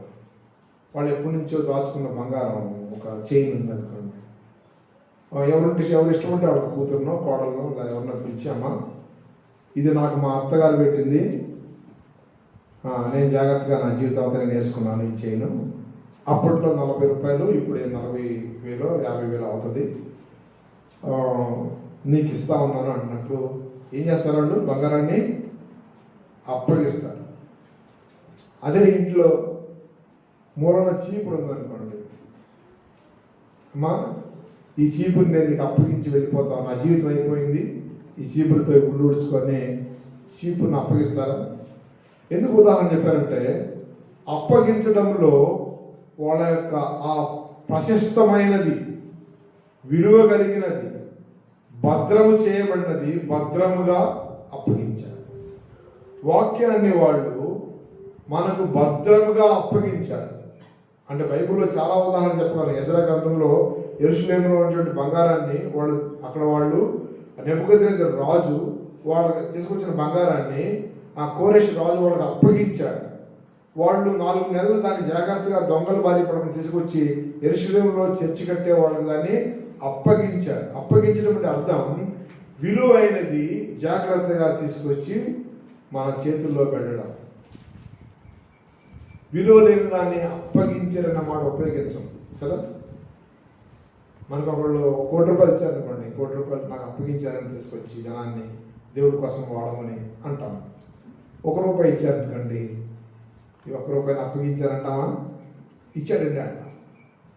పిల్లల వాక్య సేవకులైన వారు మనకు అప్పగించిన ప్రకారం, మనకు వాళ్ళు వాక్యాన్ని అప్పగించారు, విశ్వాసాన్ని అప్పగించారు, ఈ మాటలను మనకి అప్పగించి, అంటే ఎందుకు ఈ మాటలను మనం లైట్గా తీసుకోవడానికి, అంటే ఈజీగా తీసుకోవడానికి వీలు లేదు. పిల్లలు యూదా పత్రిక 1వ అధ్యాయం 3వ వచనంలో ఈ మాట ఉంటుంది కదా, చూద్దామా? యూదా రాసిన పత్రిక 1వ అధ్యాయం ఉంటుంది, 3వ వచనం లాస్ట్లో, ప్రకటన దగ్గర ముందు ఉంటుంది. ప్రకటన ముందు ఉన్నటువంటి యూదా పత్రిక 1వ అధ్యాయం 3వ వచనం చదువుతాను. ప్రియులారా, మనకందరికీ కలిగిన రక్షణ గురించి మీకు రాయవలనని విశేష ఆసక్తి గలవాడినై ప్రయత్నపడుచుండగా, పరిశుద్ధులకు ఒక్కసారి అప్పగింపబడిన బోధ నిమిత్తం. మనకి బోధ ఏం చేశారు? వాళ్ళు ఇచ్చారా? అప్పగించారా? చెప్పాలి. అప్పగించారు. అంటే ఈ విశ్వాసాన్ని అప్పగించారు, ఈ మాటలను అప్పగించారు, ఈ బోధన మనకి అప్పగించారు. అప్పగింపబడిన బోధ, అప్పగింపబడిన మాటలు, అప్పగింపబడిన విశ్వాసం మనం ఏం చేయాలి? చెప్పాలి. మనం ఏం చేయాలి? మనం కూడా అప్పగించాలి. ఇది మా అత్తమ్మ ఇచ్చింది, ఈ దండ, ఇదిగో చేస్తామా? లేదు లేదు. విలువైన విశ్వాసాన్ని, విలువైన వాక్యాన్ని, విలువైన బోధను ముందున్నటువంటి వాక్య సేవకులైన వారు మనకు అప్పగిస్తే, ఆ విశ్వాసాన్ని, ఆ బోధను, ఆ మాటలను నెక్స్ట్ జనరేషన్స్కి, నెక్స్ట్ తరం వారికి, మన పిల్లలకు మనం అప్పగించవలసిన వారమై ఉన్నాం. విశ్వాసాన్ని అప్పగించేవారుగా, వాక్యాన్ని బిడ్డలకు అప్పగించేవారుగా, ఈ మాటలను దేవుని గురించిన మాటలను అప్పగించేవారుగా ఉండాలి. మనం సపోజ్ నీ సెల్ ఇచ్చేసనుకోండి, నేను మా పిల్లలు కూడా ఇచ్చేస్తారు, ఎందుకంటే అది విలువ కాదేమో, ఇది ఏముండలేదు, కానీ జాగ్రత్త నాన్న అని చెప్పించారు. డాడీ జాగ్రత్త చెప్పాడు, జాగ్రత్త పట్టుకోవాలి. విశ్వాసం, ఈ వాక్యం మనకు అప్పగింపబడినది కాబట్టి మనం దాన్ని అప్పగించే వారిగా ఉండాలి. విలువైనదిగా ఎంచి, విలువైనదిగా భావించి, ఆ విలువైన విషయాన్ని మనం చెప్తున్నాం. మళ్ళీ ఉదాహరణ, అదే ఉదాహరణ. బంగారం ఎంత జాగ్రత్తగా పెట్టుకుంటాం. మా అత్తమ్మ చనిపోయేటప్పుడు ఇచ్చింది మనం అంటారు కదా, ఇదండ. వీళ్ళు ముసలోళ్ళు అయిన తర్వాత వాళ్ళు ఎందుకు ఇస్తారు, ఇది మా ఇచ్చిందండి అని. ఈ లోకంలో బంగారాన్ని మనం అంత విలువగా అప్పగిస్తూ ఉంటే, వాక్యాన్ని, విశ్వాసాన్ని అప్పగించవలసిన అవసరం ఎంతైనా మన మీద ఉంది. ముందుకు వెళ్దాం. ఇక్కడ వాక్య సేవకుని వారు మనకు అప్పగించిన ప్రకారం మన మధ్య నెరవేరిన కార్యముల గురించి వివరంగా రాయట అనేక మంది రాశారు అప్పుడు. కానీ వాటిలో ఇంకా నేను ఇందాక ఈ విషయం మీకు వివరించాను. నీవు తెలుసుకుంటే వాటన్నిటి మొదటి నుంచి తరచి పరిష్కారముగా తెలుసుకొని నేను తరచి చూశాను, పరిష్కారంగా తెలుసుకున్నాను. ఇది నిజమే కాబట్టి ఈ మాటలు రాసి నీకు పంపిస్తున్నాను, ఘనత వహించిన థియోఫిల గారు అని లూకా గారు రాస్తారనమాట. వెళ్దాం, 5వ వచనం చదువుతాను. యూదా దేశపు రాజైన హేరోదు దినములలో అబియా తరగతి ఉన్న జకర్యా అని ఒక యాజకుడు ఉండెను. అతని భార్య అహరోను కుమార్తెలలో ఒకటి, ఆమె పేరు ఎలిజబెత్. జకర్యా, ఎలిజబెత్ వారి గురించి వ్రాయబడిన మాట ఏంటంటే 6వ వచనం, వీరిద్దరూ ప్రభు యొక్క సకలమైన ఆజ్ఞల చొప్పునను న్యాయ విధుల చొప్పునను నిరపరాధులుగా నడుచుకొనుచు దేవుని దృష్టికి నీతిమంతులై ఉండేది. ఎలిజబెత్ గొడ్రాలైనందున వారికి పిల్లలు లేకపోయేది, మరియు వారిద్దరు బహుకాలము గడిచిన వృద్ధులు. వీళ్ళ పేర్ల గురించి, వీళ్ళ యొక్క జీవిత విధానం గురించి ఒక 2 నిమిషాలు మనం ధ్యానిద్దాం. జకర్యా అనే మాటకు అర్థం ద లార్డ్ రిమెంబర్స్, అంటే యెహోవా నన్ను జ్ఞాపకము చేసుకొనును. యెహోవా నన్ను జ్ఞాపకం చేసుకొనును అని అన్నమాట. ఎలిజబెత్ అనే మాటకు అర్థం దేవుడే నా సమృద్ధి. వాళ్ళు ఎంత సమృద్ధిగా ఉన్నారండి? సమృద్ధి ఉందా ఎలిజబెత్ జకర్యా వాళ్ళకి? జకర్యా, ఎలిజబెత్లు వాళ్ళు బహుకాలము గడిచిన వృద్ధులు. ఎలిజబెత్ గొడ్రాలు, పిల్లలు లేరు, బహుకాలం గడిచిన వృద్ధులయ్యారు. వాళ్ళకి ఎంతో లోటు ఉంది. కానీ ఆమె ఏమంటుంది? ఎలిజబెత్ అమ్మ, నా సమృద్ధి దేవుడే. అమ్మ మీకు పిల్లలు లేరే, చాలా లోటుగా ఉంది అంటాం మనకి. ఆమె ఏమంటుంది? నా సమృద్ధి దేవుడే. జకర్యా మీకు ఎంతకాలం పిల్లలు లేరంటే దేవుడు మమ్మల్ని జ్ఞాపకం చేసుకుంటాడు. ప్రస్తుతానికి మాకు పిల్లలు లేరు, కానీ ద లార్డ్ రిమెంబర్స్, దేవుడు మమ్మల్ని జ్ఞాపకం చేసుకుంటాడు. దేవుడు నన్ను జ్ఞాపకం చేసుకుంటాడని వృద్ధాప్యం వరకు ఆయన విశ్వాసాన్ని విడవలేదు పిల్లలు. జకర్యా, మా సమృద్ధి దేవుడే, మాకు పిల్లలు లేరని వెలితి లేదు అని ఆమె సమృద్ధిగానే జీవించి తెలిసిపెట్టాము. బహుకాలం గడిచిన వృద్ధులయ్యారు. దేవుని యొక్క సకలమైన ఆజ్ఞలను చొప్పున, న్యాయ విధుల చొప్పున నిరపరాధులుగా జీవిస్తా ఉన్నారు. ఇక్కడ జకర్యా 5వ వచనం చదువుతాను. యూదా దేశపు రాజైన హేరోదు దినములలో అబియా తరగతి జకర్యా అని ఒక యాజకుడును, అతని భార్య అహరోను కుమార్తెలలో ఒకటైతే.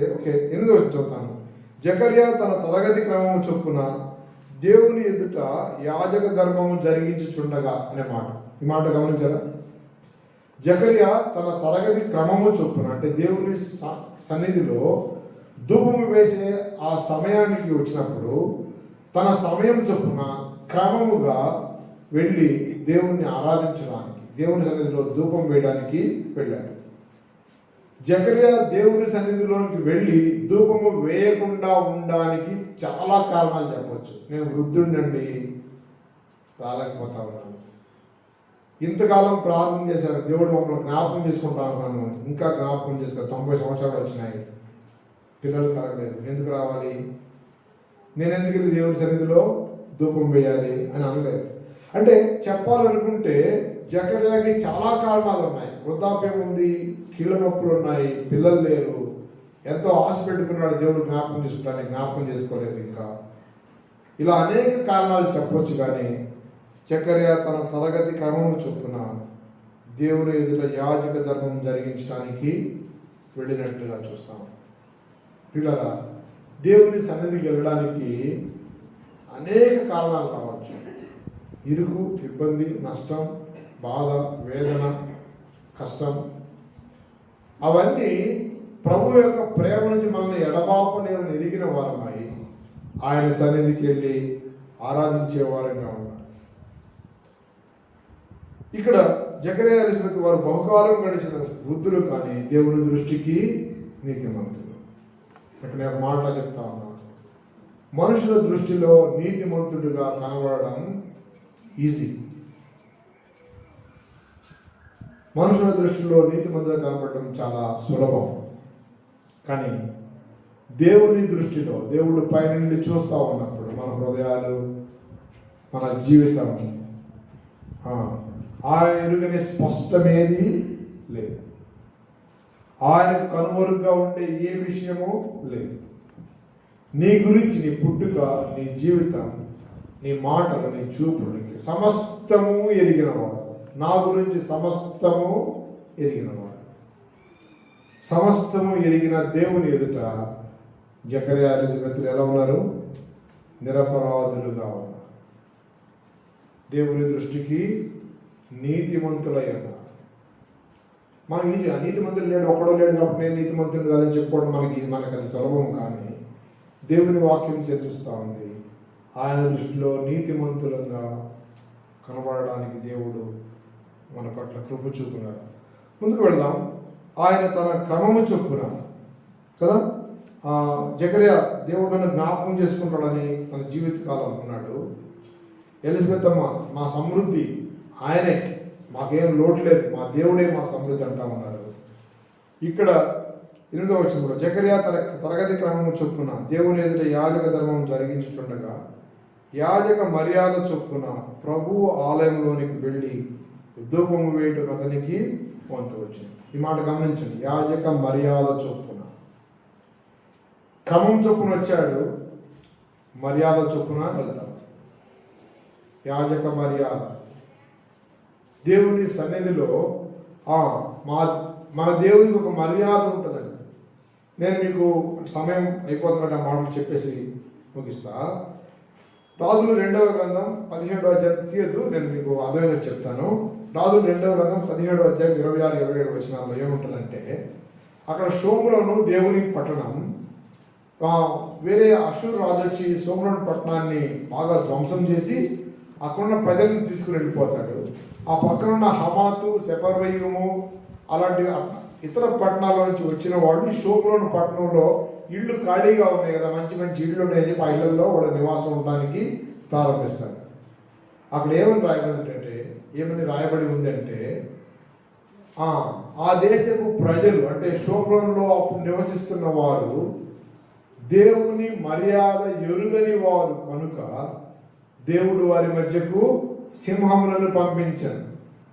సింహాలు వచ్చేసి అప్పుడు దాకా రాలేదు, అప్పుడు దాకా 100 సంవత్సరాలు ఉన్నారు ఇశ్రాయేల్ ప్రజలు షోమ్రోనులో. ఒక్క సింహాన్ని వాళ్ళు చూడలేదు. ఇశ్రాయేల్ ప్రజలందరినీ అషూరు రాజు తీసుకుని వెళ్ళిపోయి ఆ ఇళ్లలో సెపర్వీయము అని చెప్పి వాళ్ళ ప్రజలకు తీసుకొచ్చి అక్కడ ఆ ఇళ్లలో పెట్టగానే దేవుడు సింహాలను పంపించాడు. అప్పుడు రాజుగారికి రిపోర్ట్ రాశారనమాట, ఇక్కడ సింహాలు వచ్చి మనుషులను చంపేస్తున్నాయి అని. ఎందుకు చంపుతున్నాయి సింహాలు? ఎన్నాళ్ళు లేని సింహాలు ఇప్పుడు ఎందుకు వచ్చినాయి, ఎక్కడి నుంచి వచ్చినాయి, ఎందుకు వచ్చినాయి అంటే వాళ్ళు తరచి చూసి కనుక్కుంది ఏంటంటే, ఈ దేవుని మర్యాద ఎరుగని ప్రజలు ఇక్కడ ఉన్నారు. ఆ దేవుని మర్యాద ఎరుగని ప్రజలకు ఉన్నారు కాబట్టి సింహాలు వచ్చి మనుషులను చంపితే రాజుకు రిపోర్ట్ ఇస్తే రాజు ఏం చేస్తారంటే, అయితే చెరవనిపోయిన ఇశ్రాయేలు ప్రజల్లో ఆ దేశపు దేవుని మర్యాద ఎరిగిన వారిని మళ్ళా వెనక్కి పంపించండి, వెళ్ళి ఆ దేవుని ఎలా పూజించాలో, ఆయన మర్యాద ఏంటో వాళ్ళకు నేర్పడానికి కొంతమంది యాజకులను తిరిగి పంపించమని చెప్తారన్నమాట. మన దేవునికి దేవుని మర్యాద, ఆయన సన్నిధిలో ఆయన మర్యాదను ఎరిగిన వారమై ఉన్నారు. చూద్దాం. కొరింథీయులకు రాసిన మొదటి పత్రిక 14వ అధ్యాయం 40వ వచనంలో ఉంటుంది కదా, చూద్దాం. కొరింథీయులకు రాసిన మొదటి పత్రిక 14వ అధ్యాయం 40వ వచనం, 14-40.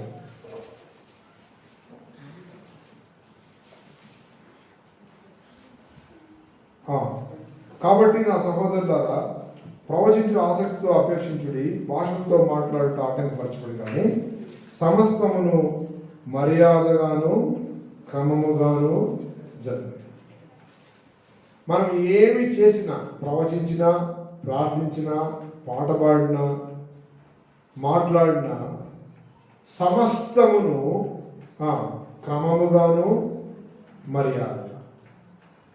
మన దేవుడు మర్యాద కలిగిన, ఆ దేవుని మర్యాద ఎరుగని నిమిత్తం ఆనాడు ప్రజలు నష్టపోయారు, సింహాలతో చంపబడ్డారు. కాబట్టి మనము సమస్తము మర్యాదగాను క్రమముగాను జరగనించారు. ముందుకు వెళ్దాం. కాబట్టి యాజక మర్యాద చొప్పున ప్రభువు ఆలయంలోనికి వెళ్ళి ధూపం వేయటం అతనికి వంతు వచ్చును. 10వ వచనం లూకా సువార్త 1వ అధ్యాయం 11వ చూద్దాం. ధూప సమయమందు ప్రజల సమూహం అంతయు వెలుపల ప్రార్థన చేయించుండగా. ఈ మాట గమనించారా?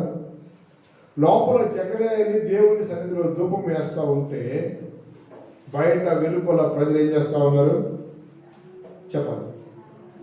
బయట ప్రజలు ఏం చేస్తూ ఉన్నారు? సెల్ ఫోన్లో వాట్సాప్ చూసుకుంటా ఉన్నారు కదా. పిల్లల లోపల యాజకుడు ధూపం వేస్తా ఉన్నాడు, బయట ప్రజలు లోక వార్తలు చెప్పుకోవడంలా, కానీ వాళ్ళు ప్రార్థన చేయించుండగా.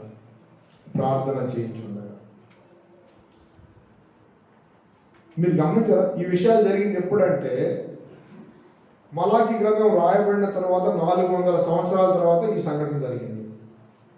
మలాకి గ్రంథంలోనే దేవుని ప్రజల పట్ల విసుగు చెంది వారితో మాట్లాడడం మానేశాడు. చివరిసారిగా మాట్లాడిన మాటలు మలాకి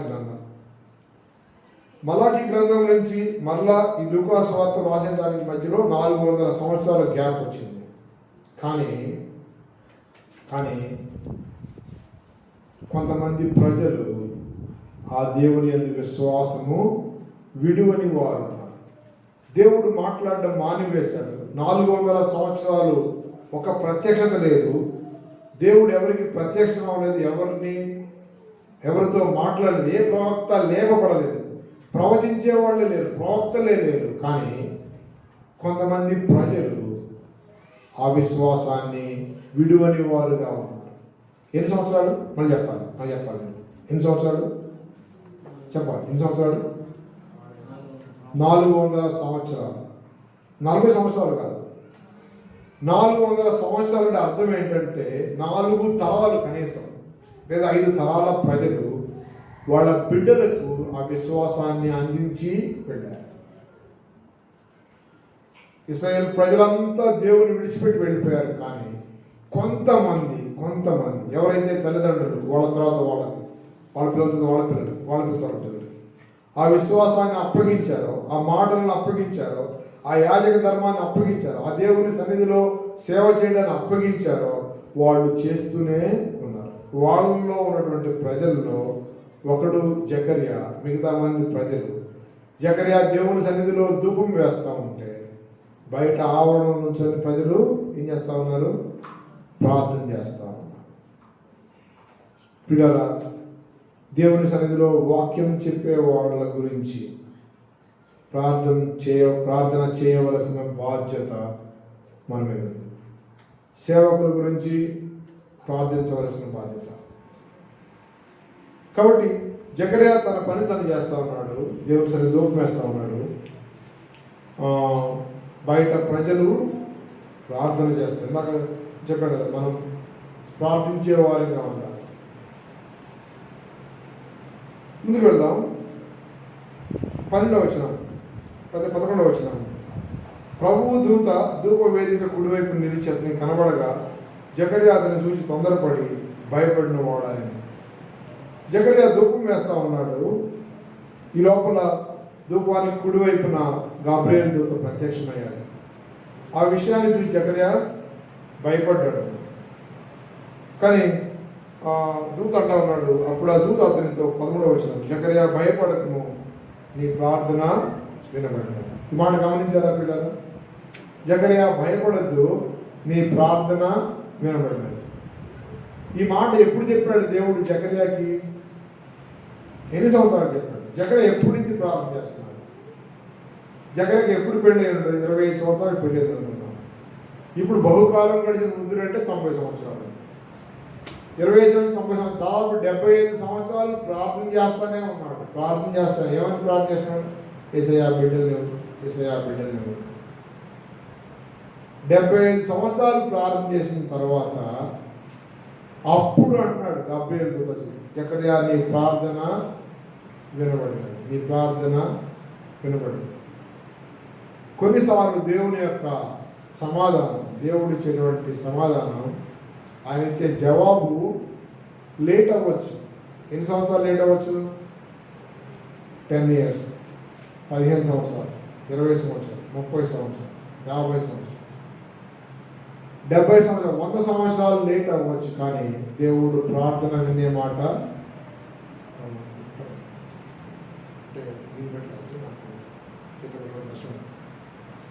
కాబట్టి జకర్యా నీ ప్రార్థన వినబడినది అని దేవుడు జకర్యాకి తెలియజేస్తాను చాలా కాలం తర్వాత. ఇప్పుడు నేను ఒక మాట చెప్పి ముందుకు వెళ్తా. జకర్యా దేవుని పని చేస్తా ఉన్నాడు కాబట్టి జకర్యా పని దేవుడు చేస్తా ఉన్నాడు. జకర్యా సపోజ్ నేను వృద్ధాప్యం వచ్చింది, నాకు పిల్లలు లేరు, కష్టం, నేను ఇంకా రాలేను, నా క్రమంలో నేను వచ్చింది కానీ ఇంకెవరు నెక్స్ట్ వాళ్ళకి అప్పగించండి ధూపం వేసే పని అని ఉన్నట్లయితే సపోజ్ ఈ మాటను కోల్పోయేవాడు. జకర్యా తనకున్న కష్టాన్ని, నష్టాన్ని, బాధల్ని అన్ని పక్కన పెట్టేసి దేవుడి సన్నిధిలో క్రమముగా ఆయన యాజకత్వం జరిగించడానికి వెళ్ళాడు కాబట్టి గబ్రియేలు దూతను పంపించి నీ ప్రార్థన వినబడినది, నీ ప్రార్థన వినబడినదని దేవుడు చెప్పాడు. నీ ప్రార్థన వినబడి నీ భార్యను ఎలిజబెత్ నీ కుమారుని కనను, అతనికి యోహానును పేరు. యోహాను అంటే అర్థం, యోహాను అంటే అర్థం దేవుని కృప పొందినవాడు. యోహాను దేవుని కృప పొందినవాడు అని ఆ యోహాను గురించి 14 నుంచి 16 వచనాలు మనం ఇంకొక 10 నిమిషాలు చెప్పుకొని ముగించుకున్నాం. జకర్యా నీ ప్రార్థన వినబడినది, నీ భార్య ఎలిజబెత్ నీ కుమారుని కన్ను, అతనికి యోహాను పేరు పెట్టింది. 14 నుంచి 16 వచ్చిన కలిసి నేను చదువుతాను. నేను అతడు ప్రభువు దృష్టికి గొప్పవాడై ద్రాక్షాసమైనను మద్యమైనను త్రాగక తన తల్లి గర్భము పుట్టినది మొదలుకొని పరిశుద్ధాత్మతో నిండుకొనిన వాడై ఇశ్రాయేలులో అనేకులను ప్రభువు అయిన వారి దేవుని వైపుకు తిప్పు. ఇక్కడ యోహాను గారి గురించి పుట్టక ముందే దేవుడు జకర్యాకి తెలియజేస్తా ఉన్నాడు. నీ ప్రార్థన విన్నాను, నీకు బిడ్డ పుట్టబోతున్నాడు. ఆ బిడ్డ పేరు యోహాను, పేరు కూడా చెప్పాడు, యోహాను పేరు పెడతారు. ఆ యోహాను ఎలా ఉంటాడు అంటే దేవుడు చెప్పిన మొట్టమొదటి మాట ఏంటంటే ప్రభువు దృష్టికి గొప్పవాడు. ప్రభువు దృష్టికి గొప్పవాడు. ఈ మాట మీరు గుర్తుంచుకోవాలని ఇష్టపడతా ఉన్నాను. పైన 6వ వచనంలో వారు దేవుని దృష్టికి నీతిమంతులై ఉండేది. జకర్యా ఎలిజబెత్ వారు దేవుని దృష్టికి నీతిమంతులై ఉన్నారు కాబట్టి దేవుడు వారికి ఏమిచ్చాడు? ఆయన దృష్టికి గొప్పవాడిని ఇచ్చాడు. వారు దేవుడి దృష్టికి నీతిమంతులు, వారికి దేవుడు ప్రభువు దృష్టికి గొప్పవాడైన యోహాన్ని వాళ్ళకి ఇచ్చాడు. ఇక్కడ ప్రభువు దృష్టికి గొప్పవాడు అనగానే మనం ఏమి ఊహిస్తాం చెప్పండి? ఊహించాలి. ప్రభు దృష్టికి గొప్పవాడు అనగానే పెద్ద కారు, మంచి షర్టు, ప్యాంటు, ఇంత డబ్బు, ఇంకా ఊహిస్తాం కదా. కాదు.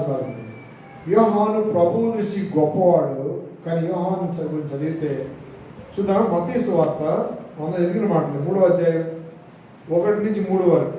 మత్తయి సువార్త 3వ అధ్యాయం తీయండి. ఈ మాటలు చాలా ప్రాముఖ్యం. మత్తయి సువార్త 3వ అధ్యాయం 1 నుంచి 3 వచనాలు నేను చదువుతాను. 4వ పేజీ, కొత్త నిబంధన గ్రంథం 4వ పేజీ. ఆ దినంలో యందు బాప్తిస్మ యోహాను వచ్చి పరలోక రాజ్యం సమీపించి ఉన్నది, మారు మనసు పొందులని యూదయ అరణ్యంలో ప్రకటించుచుండెను. ప్రభువు మార్గం సిద్ధపరచుడి, ఆయన త్రోవలు సరళం చేయుడని అరణ్యంలో కేక వేయి ఒకరి శబ్దము అని ప్రవక్త అయిన యెషయా ద్వారా చెప్పబడిన వాడిదే. ఈ యోహాను ఒంటె రంగుల వస్త్రమును మొల చుట్టూ తోలు దట్టి ధరించుకునేవాడు, మిడతలను అడవి తేని అతనికి ఆహారం. ఇప్పుడు చెప్పండి, ప్రభు దృష్టికి గొప్పవాడికి ఎక్కడున్నాడు? ప్రభు దృష్టికి గొప్పవాడు అయినటువంటి యోహాను ఎక్కడున్నాడు చెప్పండి? అక్కడే ఉంది. ఎక్కడున్నాడు? చెప్పాలి, పెద్ద మంచిగా చెప్పాలి.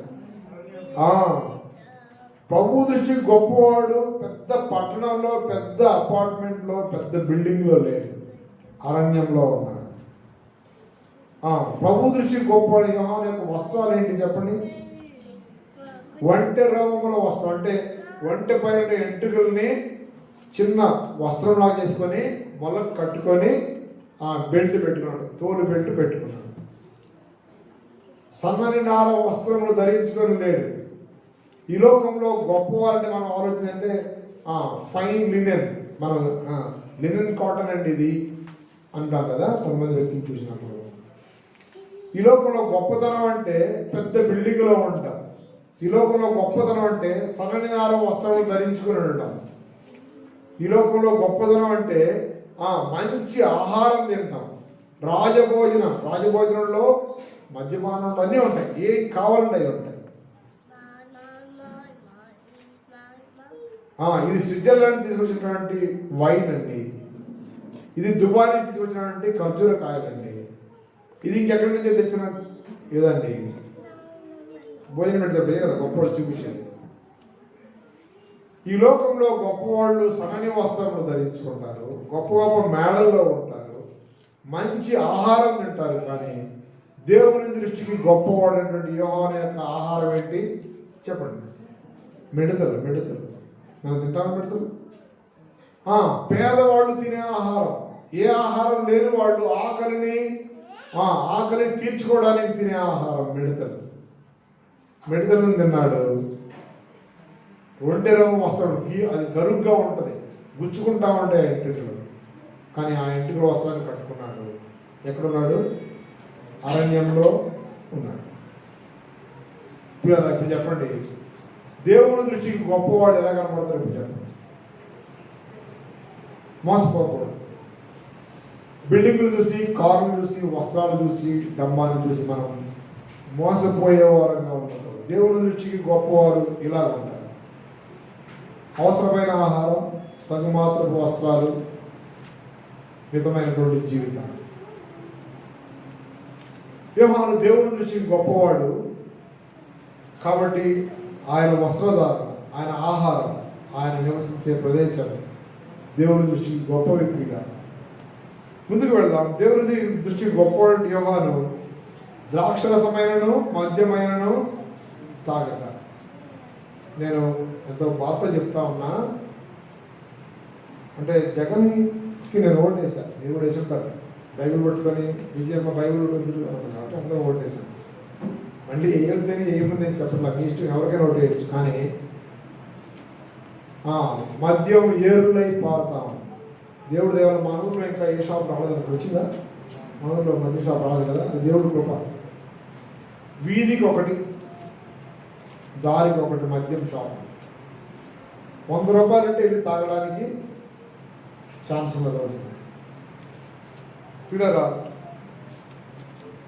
యోహాను మద్యమైనను ద్రాక్షరసమైనను తాగని వాడు, పరిశుద్ధాత్మతో నిండుకొనిన వాడు. పరిశుద్ధాత్మతో నిండుకున్న వాడు అర్థం ఏంటి?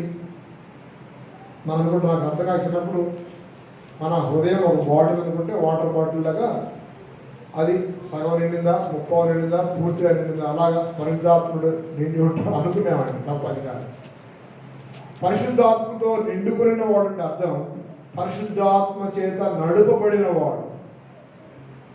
పరిశుద్ధాత్మ దేవుడు ఏం చేయమంటే అది చేసిన వాడు, ఏం చేయొద్దంటే అది చేయకుండా ఉన్నవాడు.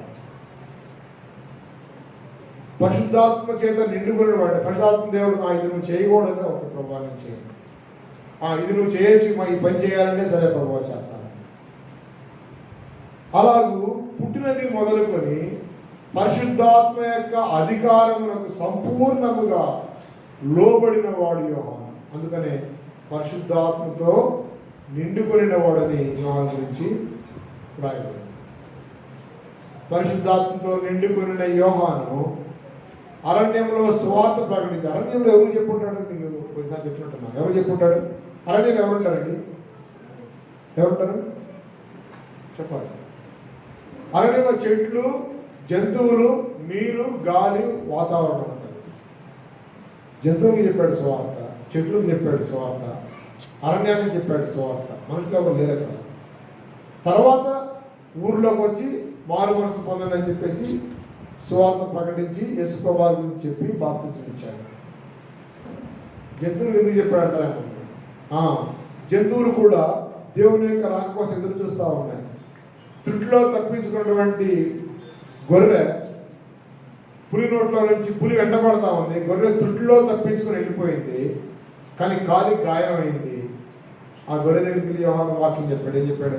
గొర్రె, ఎంత బాధపడుతున్నావు కదా, నిజంగా తప్పించుకోకపోతే నువ్వు దానికి ఆహారం అయిపోయి చనిపోయి ఉంటుందానివి.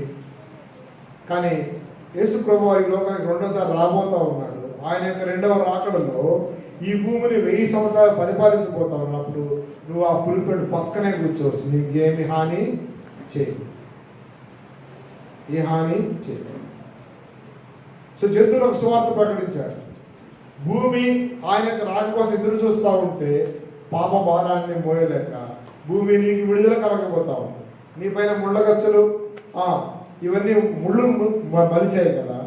ఆయన యొక్క రెండవ రాకలో సస్యశ్యామలంగా సంపూర్ణమైనటువంటి సంతోషాన్ని, మనశ్శాంతిని పొందబోతా ఉన్నావు భూమి అని భూమికి సువార్త ప్రకటించాడు.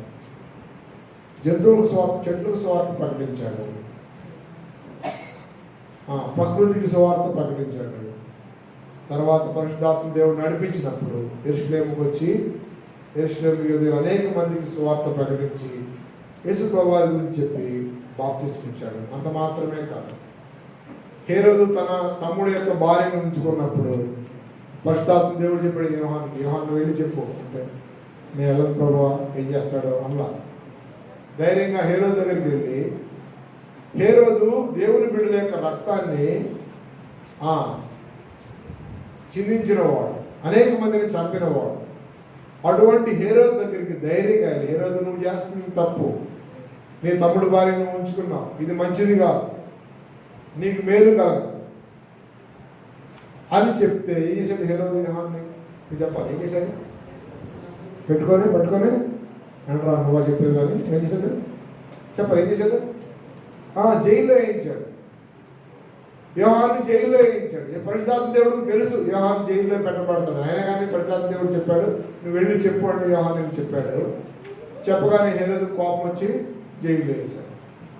జైల్లో వేసాకని యోహాను చంపడానికి భయపడ్డాడు దేవుని పెట్టాడు. కానీ ఒక సమయం వచ్చింది, ఆ అమ్మాయి యోహాను తల కావాలని కోరుకున్నప్పుడు ఎవరు? హేరోదు కూతురు వచ్చి నాకు యోహాను తల ఇవ్వమంటే యోహాన్ని వెళ్ళి ఆ తలవారుకొని ఆ పళ్ళెంలో పెట్టుకొని తీసుకొచ్చాడు. అంటే జైల్లో పెట్టబడడానికి, తల నరకబడడానికి ఒప్పుకున్నాడు దేవుని దృష్టికి గొప్పవాడైన యోహాను. దేవుని దృష్టికి గొప్పవారు ఈ లోకం దృష్టిలో ఎలా కనపడతారు? మనం ఒప్పుకుంటామండి. ఎవరైనా చిరిగిపోయిన బట్టలు వేసుకొని వస్తే వందనాలు కూడా చెప్పట్లేదు ఈ మధ్య, బట్టలు మంచిగా వేసుకున్న బట్టలు అలా తయారైపోయాం. వాళ్ళకి ఎంత విశ్వాసం ఉందో, వాళ్ళు ఎంత ప్రార్థన చేస్తున్నారో, వాళ్ళు ఎంత భక్తులో, దేవుని దృష్టిలో వాళ్ళు ఎంత నీతిమంతులో మనం చూడం. మంచి షర్టు ప్యాంట్ వేసుకున్నాడా లేదా? పిల్లరా, దేవుని దృష్టికి గొప్పవారు లోకం దృష్టిలో వెర్రి వాళ్ళుగా కనపడతారు. లోకం దృష్టిలో వాళ్ళకి విలువ లేని వారుగా కనపడతారు. కానీ దేవుని బిడ్డలమైన మనం ఆ విలువని ఎరిగిన వారంగా ఉండాలి. దేవుని బిడ్డలను గుర్తించే వారంగా ఉండాలి. వారి విశ్వాసాన్ని గమనించే వారంగా, దేవుడు వారి హృదయాల్లో పెట్టి విశ్వాసాన్ని బట్టి దేవుడిని స్తుతించే వారంగా ఉండాలి. యోహాను ఆ విశ్వాసం కోసం పరిశుద్ధాత్మ దేవుడు చెప్పిన ప్రకారం వెళ్ళి చెప్పి జైల్లో వేయబడడానికి, అవసరమైతే తల తెగ నరకబడి చనిపోవడానికి కూడా ఇష్టపడ్డాడు. నేను ఒక మాట ముగిస్తాను. ఈ యోహాను ఏం చేస్తాడనండి మళ్ళీ చదువుతారన్నమాట. లూకాసు వార్త 1వ అధ్యాయం, నేను ముగించిపోతా ఉన్నా ఒక నిమిషం. 1వ అధ్యాయం 16వ వచనం. అతను ద్రాక్షరసమైన మద్యమైన త్రాగక తన తల్లి గర్భమున పుట్టినది మొదలుకొని పరిశుద్ధాత్మతో నిండుకొనిన వాడై ఇశ్రాయేలులో అనేకులను ప్రభు అయిన వారి దేవుని వైపుకు త్రిప్పినవాడు యోహాను. యోహాను ఏం చేయొచ్చు చెప్పండి? తన వైపు తిప్పుకోవచ్చు మనుషుల్ని. రండి, దేవుడు నన్ను ఎంత గొప్పవాడిని చేశాడు, నన్ను మీ సువార్త పడేది నన్ను ఎన్నుకున్నాడు ఇప్పుడు, కాబట్టి అందరూ నన్ను రండి అన్నాడా? యోహాను శిష్యులు వచ్చి ఆయనతో నడుస్తూ ఉన్నప్పుడు యేసు ప్రభు వారు దూరంగా నడుస్తూ ఉంటే లోక పాపములు మోసుకొని పోవు దేవుని గొర్రెపిల్లని యేసు ప్రభు వారి వైపు చూపించినప్పుడు అంద్రేయ ఇంకొక సహోదరుడు ఇద్దరు కలిసి యోహాను విడిచి యేసు ప్రభు వారిని అనుసరించడం ప్రారంభించారు. ఏం చేశాడు యోహాను? లేదు లేదు, మీరు నా శిష్యులు, నా దగ్గర రావాలి అన్నదే లేదు. ప్రభువుని అనుసరిస్తూ ఉంటే సంతోషించిన వాడు యోహాను. ఈ లోకంలో ఎలా ఉందంటే, నేను చూడు ఎంత దాన ధర్మాలు చేస్తా ఉన్నాను, నేను చూడు ఎంత గొప్పవాడు, నేను చూడు ఎంత గొప్ప పనులు చేస్తున్నాను, కాబట్టి నేను ఏం చేయాలి, మీరంతా నా వైపు తిరగాలి అనే మనస్తత్వంతో ఉన్నారు మనుషులు. కానీ యోహాను ఏం చేస్తా ఉన్నాడు? ప్రభువు వైపు తిప్పాడు మనుషులు. నేను మీకు సమయం అయిపోయింది కాబట్టి చూపించలేదు, కానీ అపోస్తల కార్యముల గ్రంథంలో పేతురు పౌలు, పేతురు యోహానులు, ఆయన శిష్యుడైన యోహాను, పేతురు యోహానులు ఆ పుట్టుకతో అతని కుంటివాడిని బాగుపరిచి వాళ్ళంతా వాళ్ళ వైపు చేరి, అమ్మ ఇంత గొప్పవాడా పేతురు, ఇంత గొప్పవాడా యోహాను అంటే వాళ్ళు, మా వైపు మీరు ఎందుకు తేరి చూస్తూ ఉన్నారు, మా వైపు ఎందుకు చూస్తున్నారు, మేము మీలాంటి మనుషులమే, వీరిని స్వస్థపరిచింది నజరేయుడైన క్రీస్తు, మీరు ఆయనని సిలువ వేసిరి కానీ దేవుడు ఆయన మరణంలో నుంచి లేపెను అని చెప్పేసి ప్రజలను క్రీస్తు వైపుకి తిరగమని చెప్పారు పేతురు యోహాను. పౌలు గారు అంతే, లుస్త్రలో ఒక కుంటివాడిని బాగు చేసినప్పుడు వాళ్ళంతా వచ్చి పౌలు దేవుడు అని పౌలు దండేసి పౌలుకి పెద్ద సంస్కారం చేసి పైన శాలువా కప్పి ఇంకేదో పూజ చేయడానికి రెడీ అయిపోతే పౌలు అన్నాడు, వస్తాడు అయ్యా ఇలా చేస్తాం, మేము మనుషులమే, మీతోనే స్వస్థపరిచింది దేవుడు, కాబట్టి ఈ విగ్రహంలో విడిచి, వ్యర్థమైన విగ్రహంలో విడిచి నిజమైన యేసు ప్రభు వారి మీరు తిరగండి అన్నాడు. యోహాను చేసిన పని అదే, పేతురు యోహాను చేసిన పని అదే, పౌలు గారు చేసిన పని అదే. ఏం చేశారు? మనుషులను దేవుని వైపు తిప్పారు. పిల్లల, మనము ఏమి చేసినా, వాక్యం చెప్పినా, పాట పాడినా, సహాయం చేసినా, ప్రార్థన చేసినా, ట్రీట్మెంట్ చేసినా, ధనం ఇచ్చినా, ఏమి చేసినా మనుషులను మన వైపు తిప్పుకోవడానికి కాదు, మనుషులను ప్రభు వైపు తిప్పేవాడని, అనేకులను ప్రభు అయిన వారి దేవుని వైపుకు తిప్పాడు యోహాను. దానియేలు గ్రంథంలో 12:3 ఎవరైతే నీతిని, ఆ మాట చదువుకుని మనం ప్రారంభిస్తున్నాం. దానియేలు గ్రంథం 12 చివరి వచనం 12:3, నీతి మార్గం అనుసరించి నడుచుకున్నట్లు ఎవరు అనేకులను త్రిప్పుదురో వారు నక్షత్రములు నిరంతరము ప్రకాశించారు. నీతి మార్గము అనుసరించి నడుచుకున్నట్లు ఎవరు అనేకులను త్రిప్పుదురో, ఎవరైతే నీతి మార్గంలో లేరో వాళ్ళని, నీతి మార్గం అంటే నీతి అంటే నీతిమంతుడు అంటే ఎవరు? యేసుప్రభువు. నీతి మార్గంలో లేని వారిని యేసు ప్రభువును నమ్ముకో అని యేసు ప్రభు వైపు తిప్పేటువంటి వాళ్ళు, యేసయ్యను ప్రకటించి మనుషులను యేసయ్య వైపుకు తిప్పితే వాళ్ళు ఆకాశం నక్షత్రం వలె ప్రకాశించేదంటే పరలోకంలో ఉంటారన్న. పిల్లరా, మనం యోహాను వలె, పేతురు పౌలు వలె మనుషులను క్రీస్తు వైపుకు తిప్పేవాళ్ళుగా ఉండాలి. ఏమి చేసినా, మనం చేసే ప్రతి పని, ఈ పని ద్వారా మనుషులు క్రీస్తు వైపుకు చూడాలి, క్రీస్తు వైపుకు తిప్పబడాలి. అట్టి కృప దేవుడు మనందరికి దయచేయను. దేవుడి మాటలను మనందరి నిమిత్తం దీవించిన కాక చిన్న ప్రార్థిస్తున్నాను. దయగలిగిన తండ్రి యేసు ప్రభువా, నామాన్ని స్తుతించి మీ సన్నిధిలో సాగిలపడతాను. మా దేవ, మా ప్రభువా, గత ఇంతవరకు మీరు చేసిన ప్రతి ఒక్క మేలుకే వందనాలు స్తోత్రం తండ్రి. యోహాను గారి యొక్క జీవితాన్ని, జకర్యా అధిపతి జీవితాన్ని, థియోఫిలా జీవితాన్ని, లూకా గారి జీవితాన్ని మా ముందుంచిన దేవా మీకు వందనాలు స్తోత్రం తండ్రి. దేవా, మా ప్రభువా, పాటను మేము విరిగిన వారమై మీ కొరకు నీతిమంతులంగా, మీ దృష్టిలో నీతిమంతులు కనపడడానికి మా పట్ల కృప చూపమని వేడుకుంటాను. దేవా, మా ప్రభువా, దేవుని దృష్టికి గొప్పవారిగా ఉండడానికి మీ సహాయం ఇచ్చారు. దేవా, లోకం దృష్టిలో తక్కువగా చూడబడినా కానీ దేవుని దృష్టిలో గొప్పవారిగా ఉండడానికి మమ్మల్ని కనికరించమని వేడుకుంటాను. అనేకులను మీ వైపు తిప్పడానికి యోహాను వలె, పేదలు పౌలు వలె మమ్మల్ని ఆయత్తపరచమని సిద్ధపరచమని వేడుకుంటా ఉన్నాం. మెట్టుకు మీ నామాన్ని మహిమపరచండి, మీ నామాన్ని ఘనపరచమని, సిలువ వేయబడిన క్రీస్తు నామాన్ని హెచ్చించమని వేడుకుంటా ఉన్నాం. చేతి బిడ్డలందరూ మీరు దీవించండి, ఆశీర్వదించండి. అనారోగ్యం బిడ్డలను తాకి స్వస్థపరచండి, ఆర్థిక ఇబ్బందులు ఉన్న వారిని ఆదుకొని వారిని విడిపించమని వేడుకుంటాం. మీ దీవెనతో పంపించండి. మా ప్రభు మా రక్షకుడైన క్రీస్తు ప్రభు వారి శ్రేష్టమైన నామం స్తుతించి వేడుకొంచున్నాం తండ్రి. ఆమేన్.